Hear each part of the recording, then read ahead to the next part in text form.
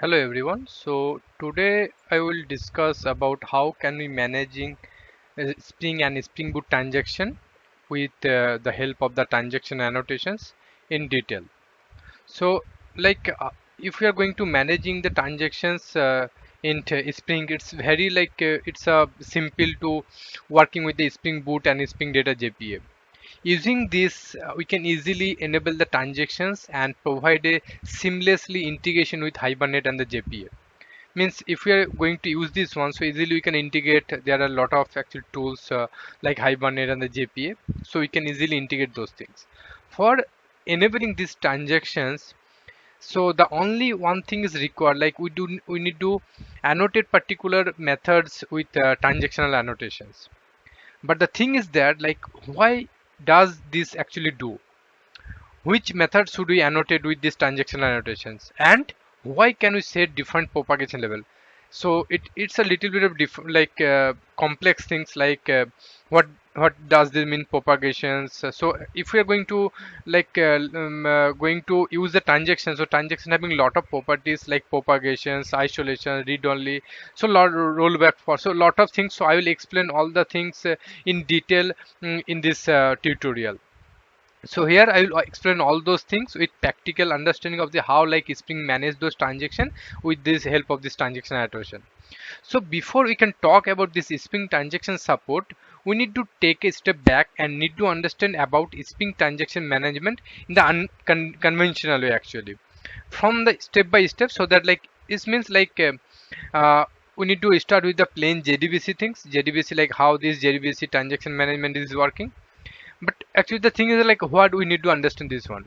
So this is necessary because Spring transactions management is based on this transaction management provided by the database and the JDBC specification. So that's why we need to understand the core things, like how this JDBC is managing those transactions, so that we can easily understand the behavior of the transactional, right? So it will easy to understand.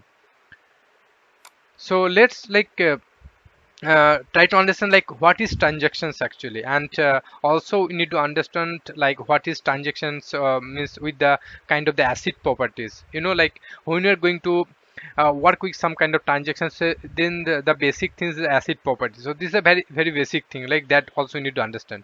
So transactions manage the changes that we perform in one or more systems. This can be databases or maybe any other kind of software systems. The main point of a transaction is to maintain the ACID properties to ensure the consistency and validity of the data. So let's understand this ACID properties, what is it.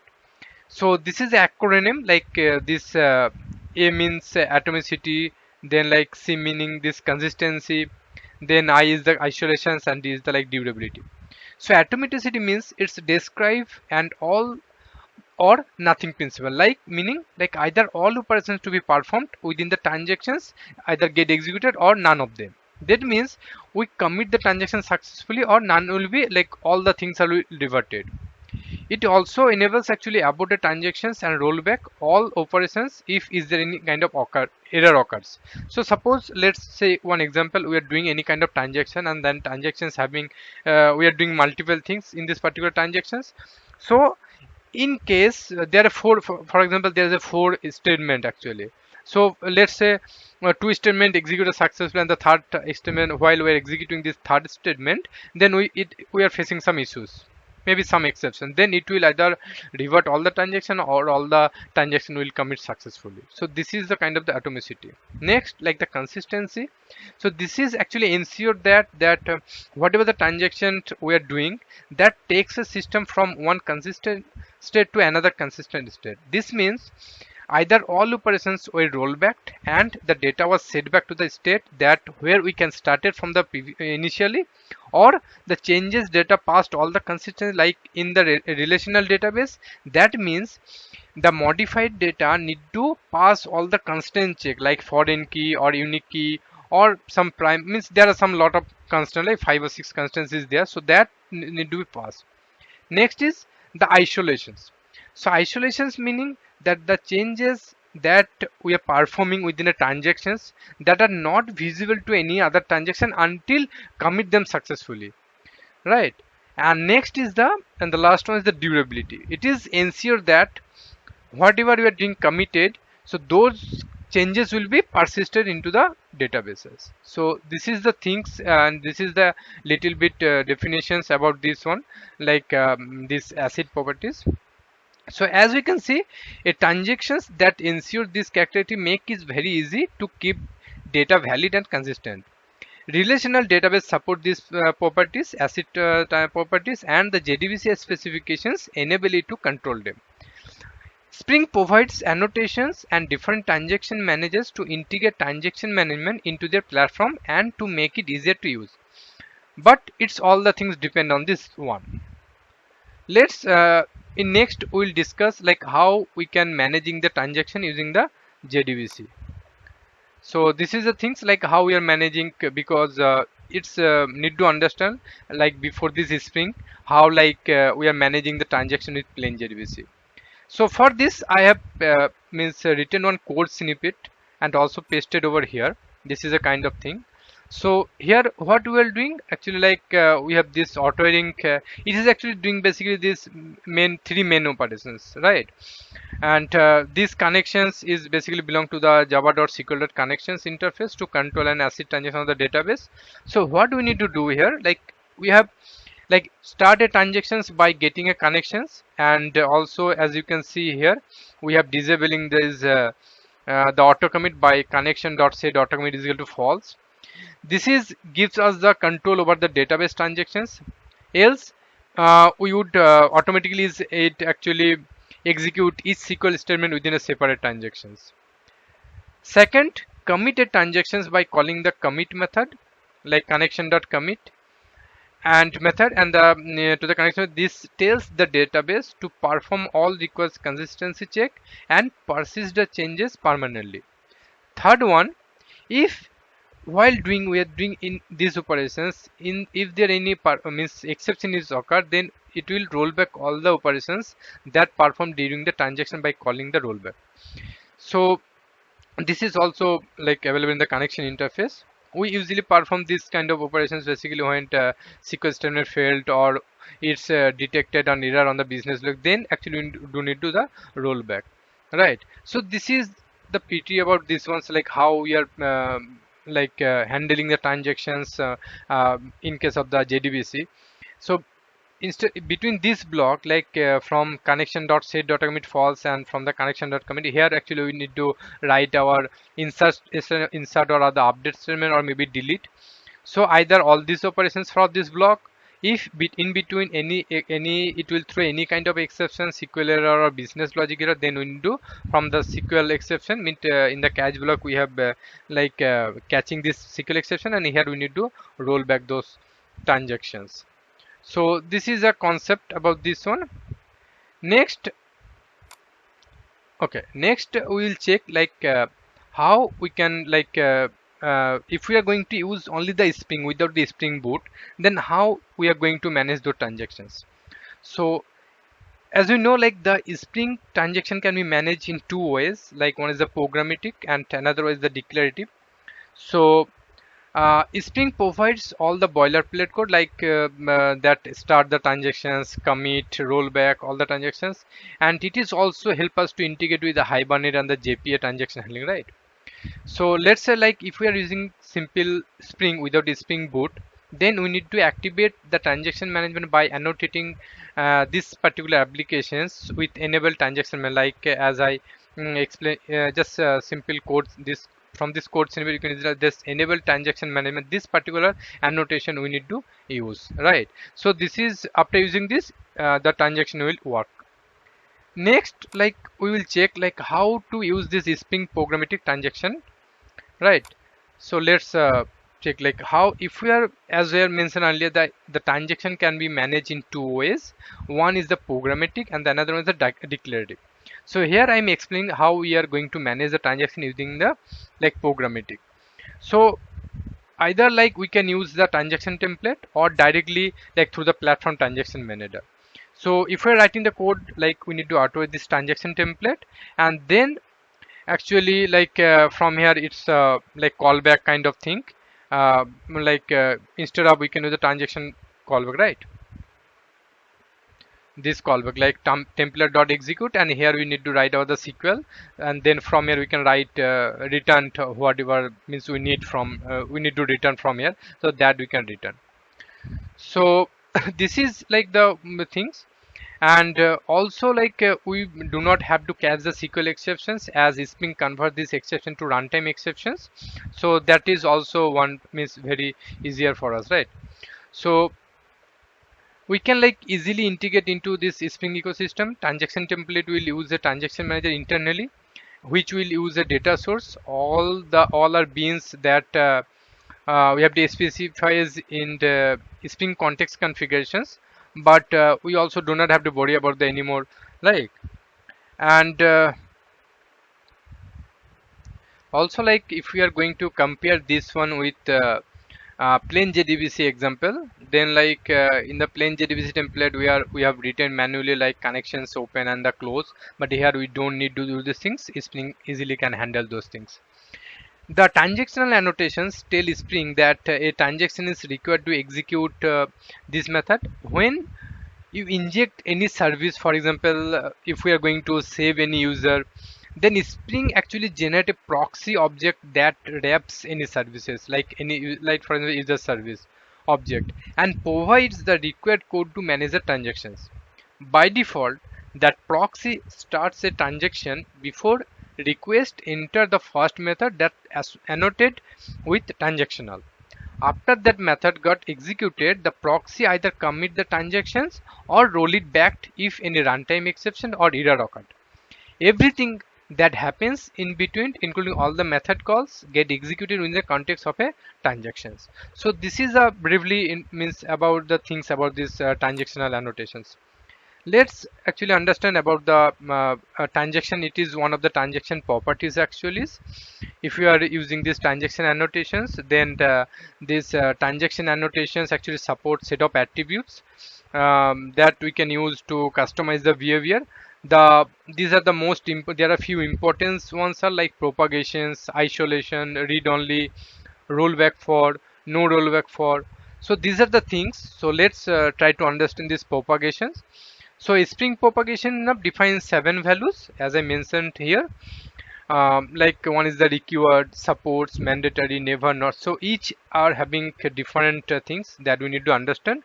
So if we are propagation element set as a required, so it's tell Spring to either join an active transactions or start the new one if methods gets called without a transaction, right? So this is a kind of the default behavior. Supports, it's actually to join an active transaction if one exists. If the method get calls within an active transaction, the method will be executed without a transaction context. Mandatory means it's to join an active transactions if one exists, or throw an exception if method gets called without an active transactions. Same other also having different types of like meaning, like if we are going to nested.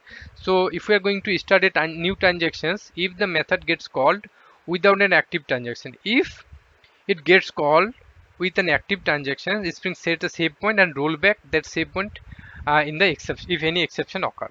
So this there are actually, it means every things having like different types of definitions, we can say. Next, we can check different types of isolations it's also provide. Let's understand what are these levels.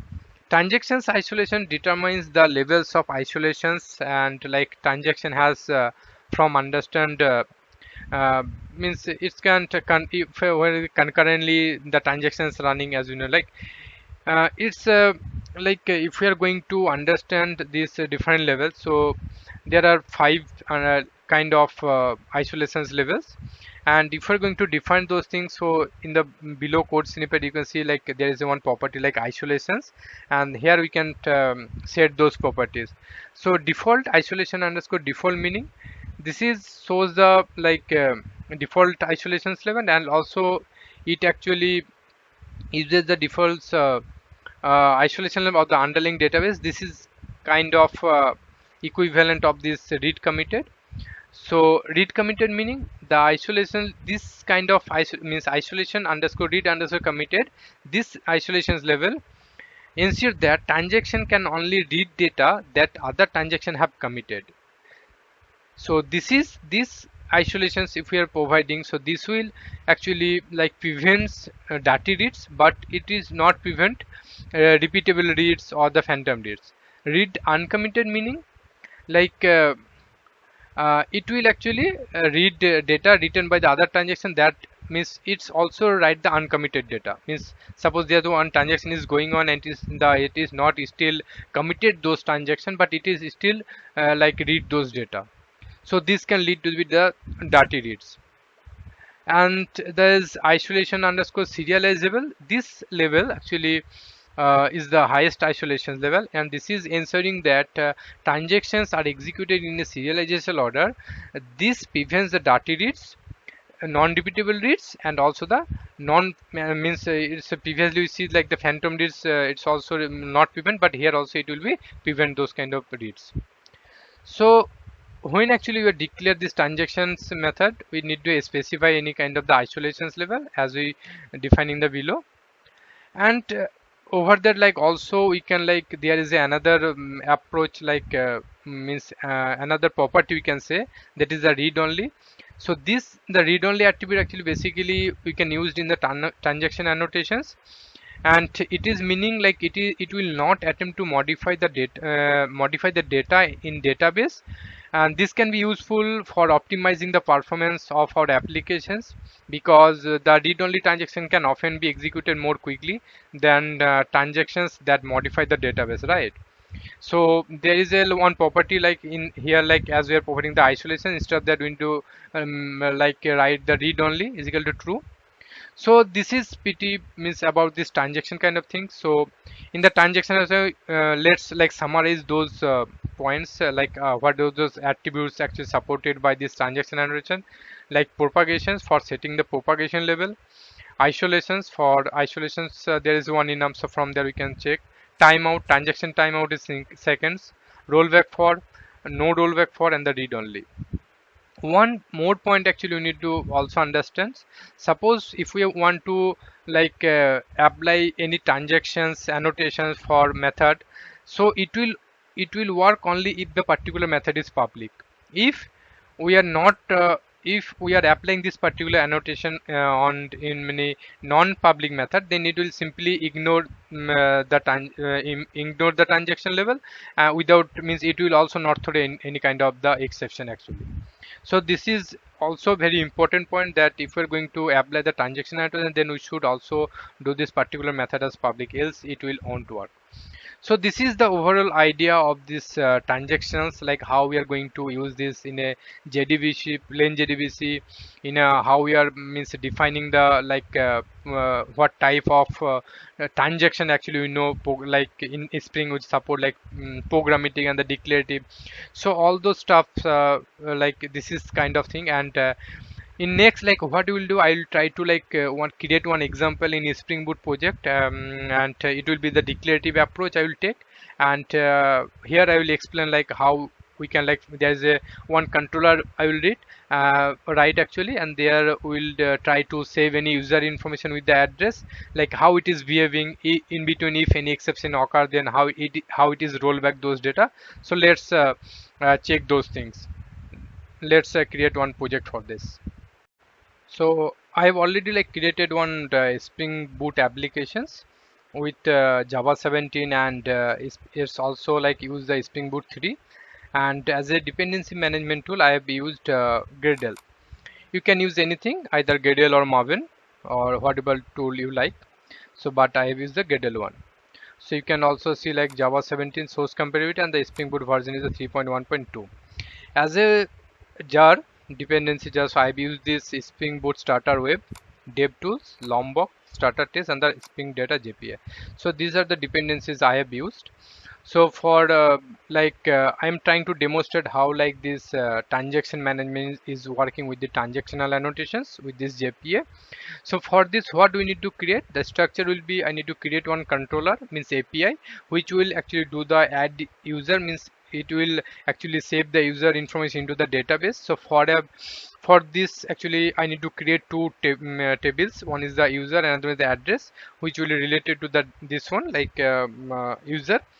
Next, like what we will do, So for this, for doing this activity, we need to create one controller.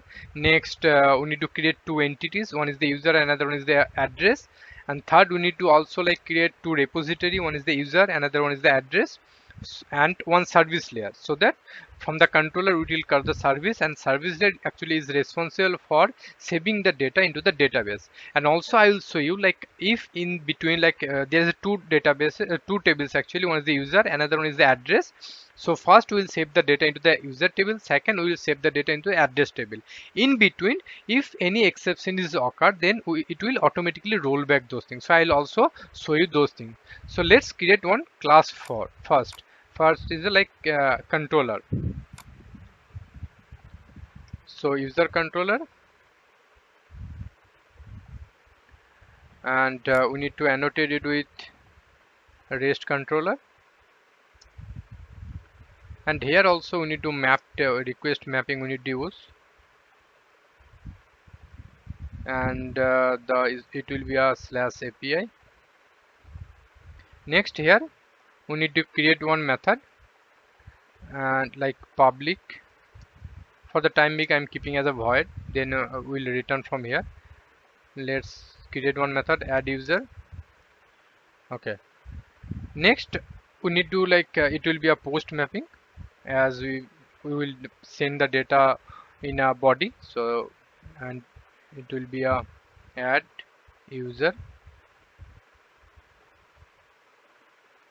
Okay, next create two entities.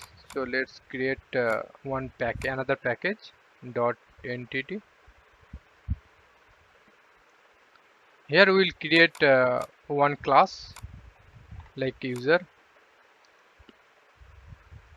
Then we need to like provide few fields over here like name, mobile number. So let's create those things. And also like we need to annotate it with getter, then setter, then toString. Next like entity, obviously it will be, else it will not able to map to the database table. And also we need to provide one table annotation like name we need to provide user info. Okay, so this is done. Next, similar fashions we need to create another entity like address. Let's create. Okay, so these are actually auto generated ID and the address line is having. So this entity creation is done. Next we need to create repository. So let's create one interface for that like user repository.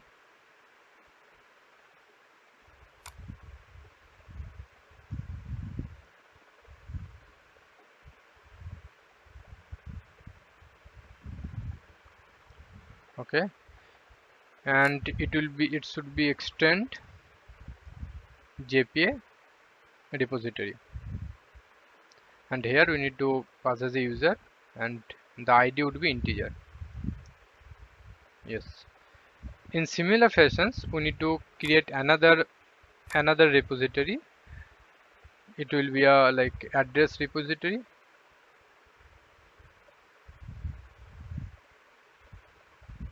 Okay, so this is also done. Only one thing we need to do, instead of user it will be address. Okay, so these are done. Okay, next we need to create another service actually. So let's create another package for that. Package first, then we'll create another service class. Let's create another class like user service, and we need to write few logic over here. Like first we need to annotate it with service, else it will not able to create the bin for this one. So what we will do, we need to like create one method over here like public keep it as a void, then add user. Okay, so it will take one parameter, the user. Okay, next we need to like auto add to repository, private user repository,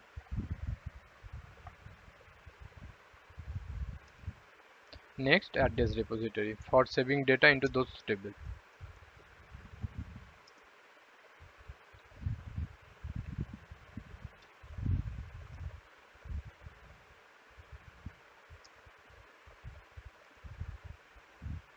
Okay,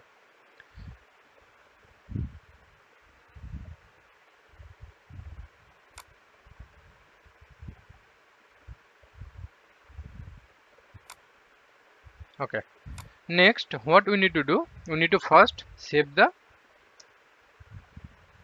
user. So we need to use this repository, user repository dot save. What we need to save, we need to save user. Okay, next, okay, the same variable, so db user you can say, it's a db user. Next we need to create one address, we need to set the data over here, right? So whatever the data we will get from the request, we need to set over here. Like we need to set only one information, as the other one is auto generated, like set address line, from where we will get this one, from the user we will get this one, like this. Or okay, instead of this what we will do, we will just assign with this one. Okay,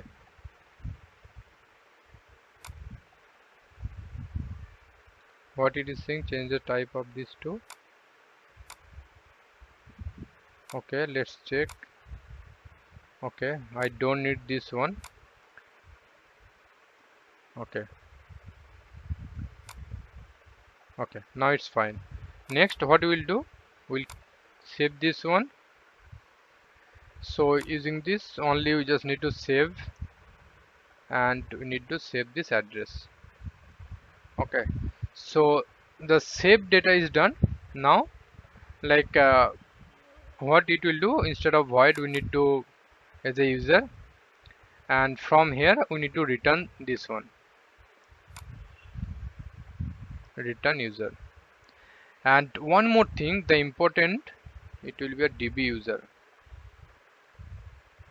db user.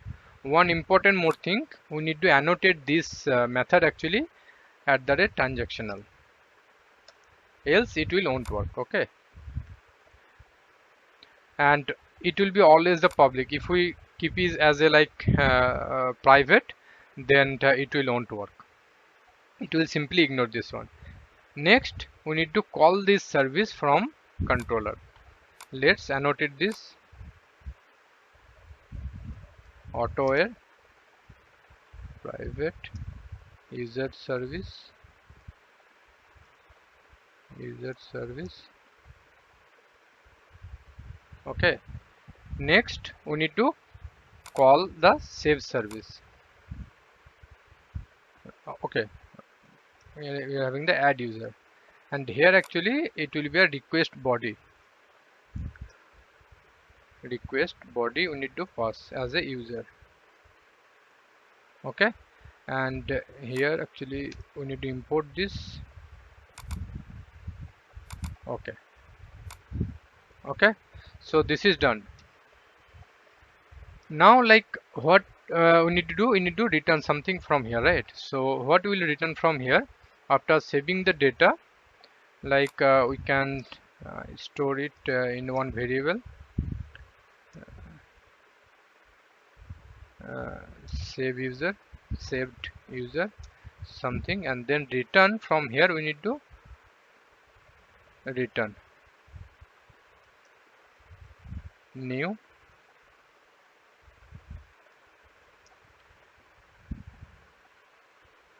response entity, here we need to pass the body, and then here we need to pass the HTTP status. So HTTP status kind of okay dot okay. Okay, so this is okay. Next we need to return from here. Okay, so this is done, like here now. Okay, as I'm in this particular Spring Boot project, I've used the H2 databases. So for this we have used this H2 console is true, and also the URL is the user DB, so it will create the user underscore DB. So let's start this project. Run as Spring Boot app.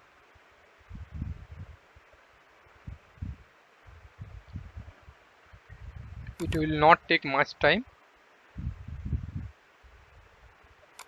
It started already, and let's see, the SQL also executed. These are created, the table, address and user info, all the things are created, right?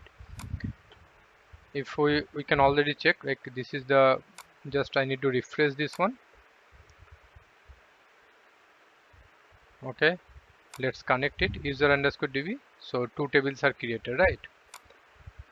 Let's see, it's doesn't have anything. Let's, okay, so I have already created this one, so let's try this one. So this is the request, name, mobile number and the address that user is having actually.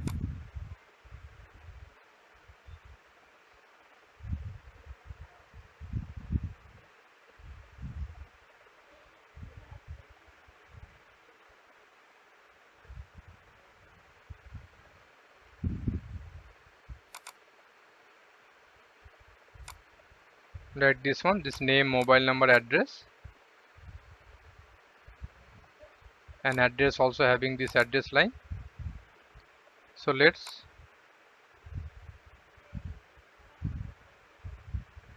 okay, it's success, and you can see that it's also generated the ID, right?